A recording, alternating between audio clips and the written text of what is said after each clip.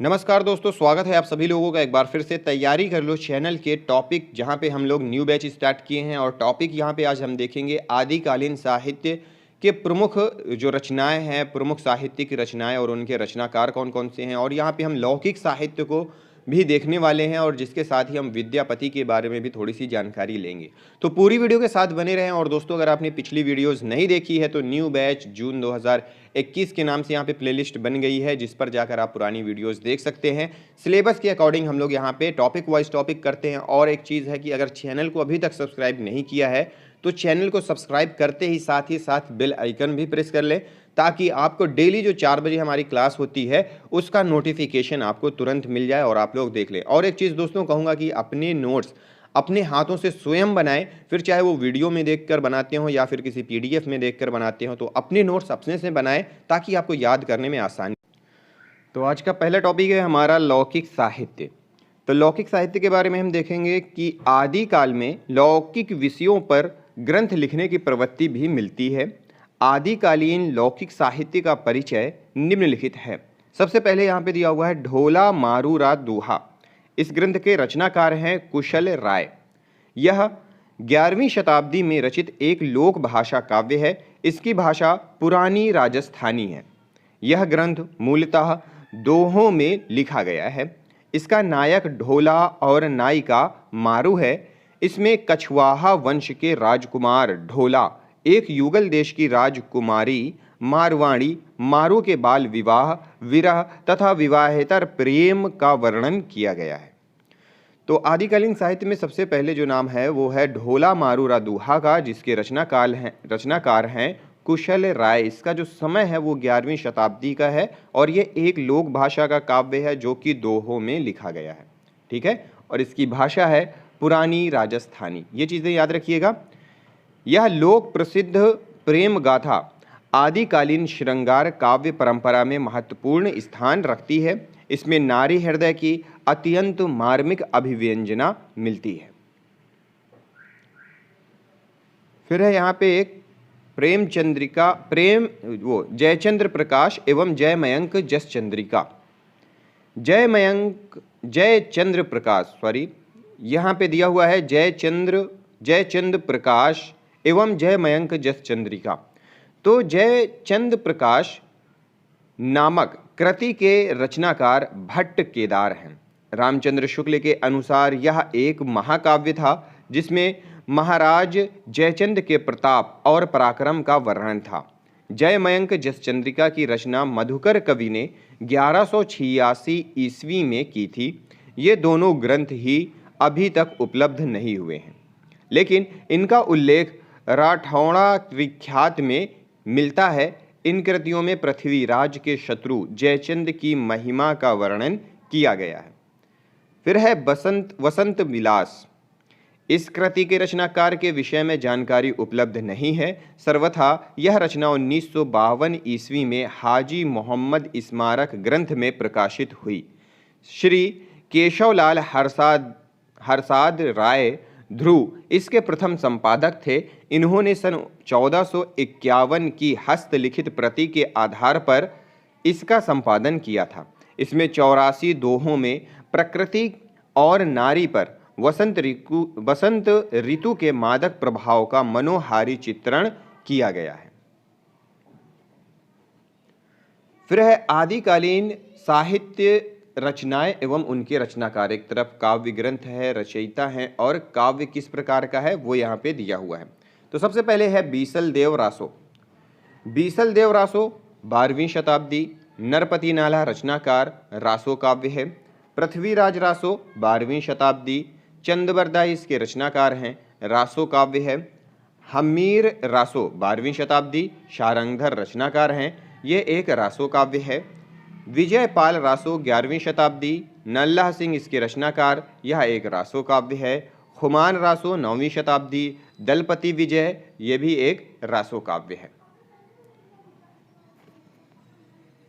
फिर है परमाल रासो 13वीं शताब्दी जगनिक इसके रचयिता हैं और ये रासो काव्य है। भरतेश्वर बाहुबली रास शालिभद्र सूरी इसके रचनाकार हैं, ये एक रासो काव्य है, जैन साहित्य के अंतर्गत आता है। बुद्धि रास शालिभद्र सूरी की रचना है। रासो काव्य है। जैन साहित्य का ये ग्रंथ है स्थूली भद्र रास। जिनी धर्म सूरी रासो काव्य है जैन साहित्य का। जीव दया रास आसुगु का है, ये आसुगु इसके रचनाकार हैं। रास काव्य है जैन साहित्य का। चंदन बाला रास आसुगु रास काव्य जैन साहित्य। रैवंत गिरी रास विजय सेन सूरी रासो काव्य है जैन साहित्य। नेमिनाथ रास सुमति गुड़ी रचनाकार हैं, रासो काव्य है जैन साहित्य का। कच्छुली रास प्रज्ञा तिलक इसकी रचनाकार हैं, रासो काव्य है जैन साहित्य का। जिनी पदम सूरी रास सार मूर्ति रचनाकार हैं, रासो काव्य है जैन साहित्य का।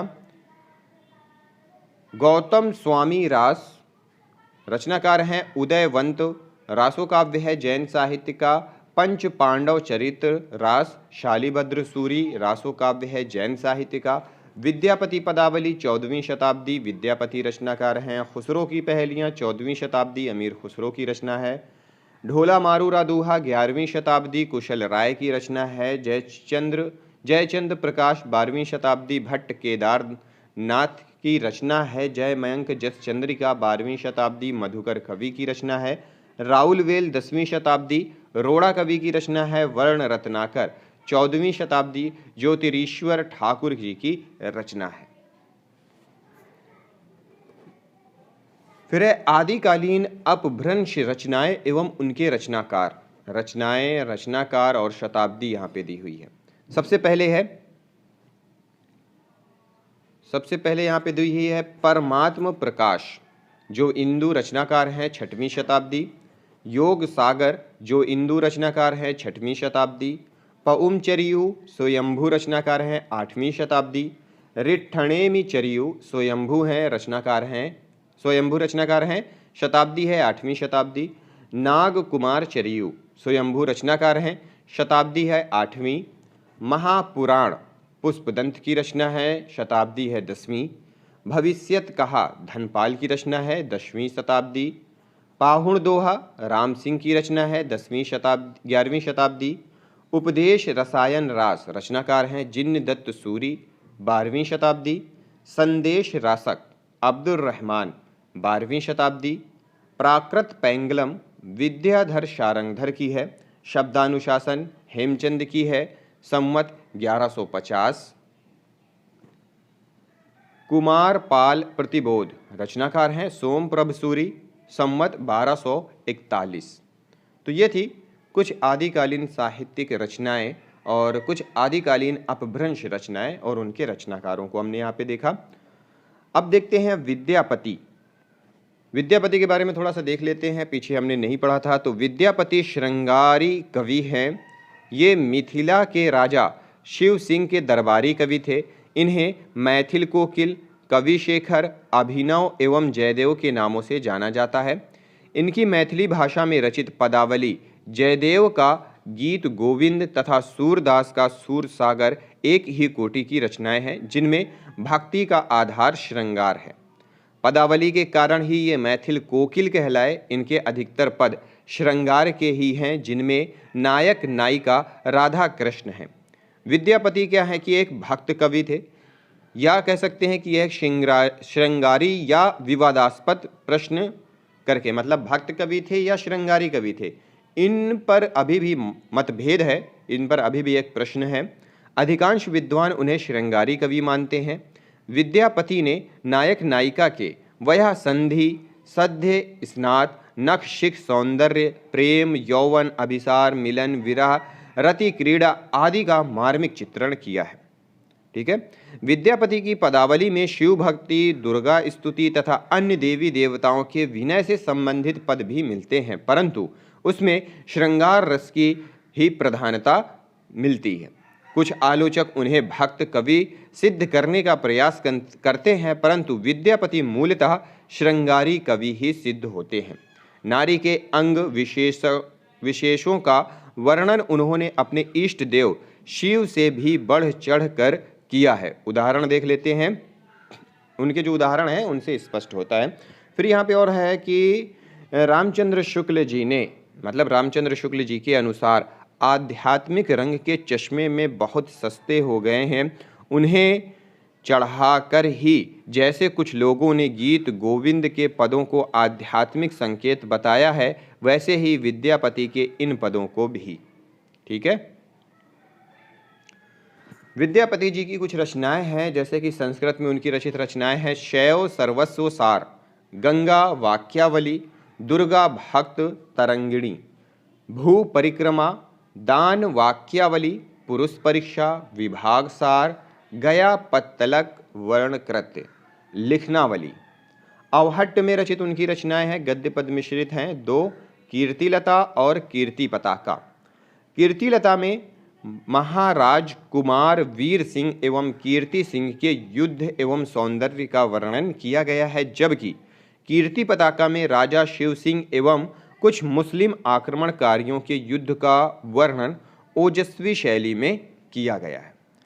तो दोस्तों ये था हमारा आज का टॉपिक, जो कि कंप्लीट हो गया है। आदिकालीन साहित्य पर जो हमने ये यहाँ पे देखा है, उनमें हमने रचनाएं भी देखी, डिटेल में भी देखा, रासो साहित्य भी देखे, मतलब आदिकालीन जो साहित्य हैं, जैन साहित्य, रासो साहित्य और सिद्ध साहित्य। ठीक है, तो इन सारी चीज़ों को हमने यहाँ पे देखा है। अगली वीडियो में आते हैं अगले टॉपिक के साथ। और दोस्तों, अब अगर आपने चैनल को सब्सक्राइब नहीं किया है तो चैनल को सब्सक्राइब कर लें। मिलते हैं अगली वीडियो में। Thank you for watching. धन्यवाद इस वीडियो को देखने के लिए।